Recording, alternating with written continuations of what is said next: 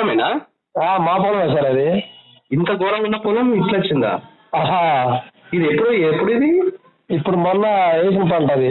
మొన్న వేసిన పంటగా? ఇదేం చేసినారా సార్, నేను చల్లిన అదే డ్రమ్ షీట్ లాగా. డ్రమ్ షీట్ లాగిన తర్వాత ఫస్ట్ రోజు లాగిన, రెండో రోజు మూడో రోజు కూడా నీళ్లు పెట్టాడు పొలానికి.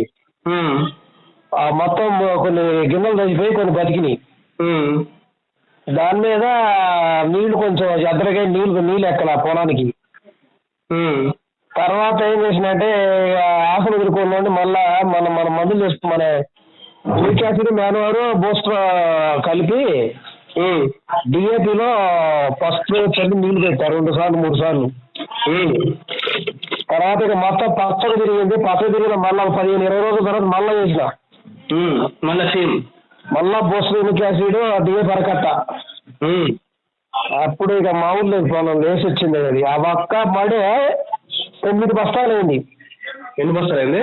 9 బస్తాలు అయింది 10 గుంటలు. బాబా ఎక్సలెంట్. కానీ అసలు ఇంత రిజల్ట్ నేను చూడలేదు సార్, ఫస్ట్ టైం చూస్తాను. మీరు అసలు ఒక దుబ్బు 50-55 వచ్చినాయి. అంటే నాటు కూడా కాదు సార్, అది ఒక్క గింజ. ఒక్క గింజ 40 నుంచి 55 పిలకలు వచ్చినాయి. 60 పిలకలు కూడా ఉన్నాయి కొన్ని అయితే.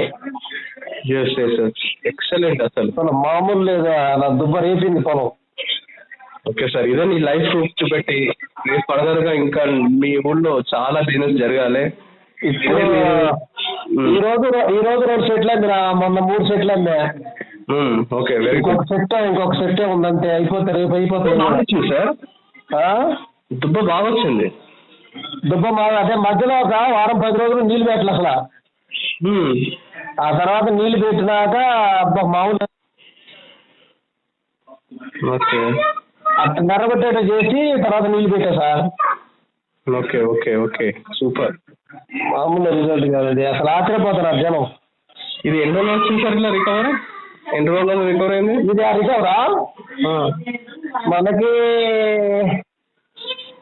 అది 15 రోజులు 20 రోజుల తర్వాత చూసాను సార్ నేను. అది 20 రోజులు 20 రోజులు ఎంత ఇంప్రూవ్మెంట్ వచ్చింది సార్? 20 రోజులు చేసినాక మళ్ళీ 20 రోజులకి మళ్ళీ ఇచ్చిన మళ్ళీ రెండోసారి. అంటే 4 రోజులు 15 రోజులు అది రిజల్ట్ వచ్చింది. సూపర్. అంటే 2 డోసులు వేసారు మీరు? 2 సార్లు వేసినాక అట్లా 10 మంది కూడా అట్లా ఒక్క పురుగు లేదు, దోమ లేదు.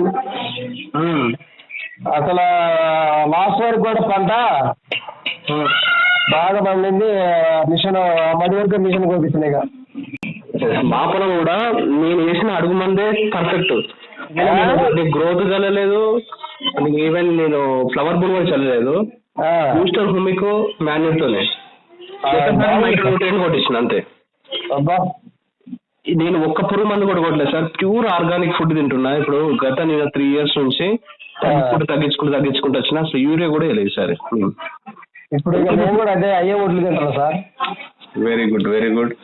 ఇది చాలు సార్. ఇంత హెల్తీ ఫుడ్ మనం తింటున్నామంటే ఫస్ట్ మన ఆరోగ్యం మనం కాపాడుకొని 10 మందికి కూడా ఇవ్వాలంటే దీన్ని ఆడించి మనము బయట కూడా మంచి ఆర్గానిక్ ఫుడ్ రైస్ ని మీరు ప్రమోట్ చేయొచ్చు.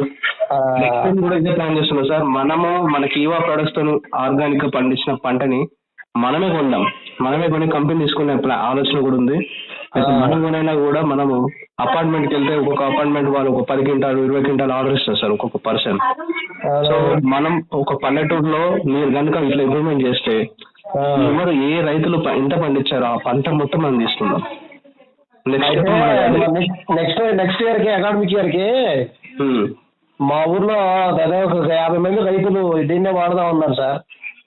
Sure, excellent. తప్పనిసరిగా మనం ఈ సీజన్ టైంలో ఫస్ట్ ఒక 50 లక్షల రూపాయల సరుకు ముందు కంపెనీ పెట్టేస్తా నేను స్టార్టింగ్. ఓకే.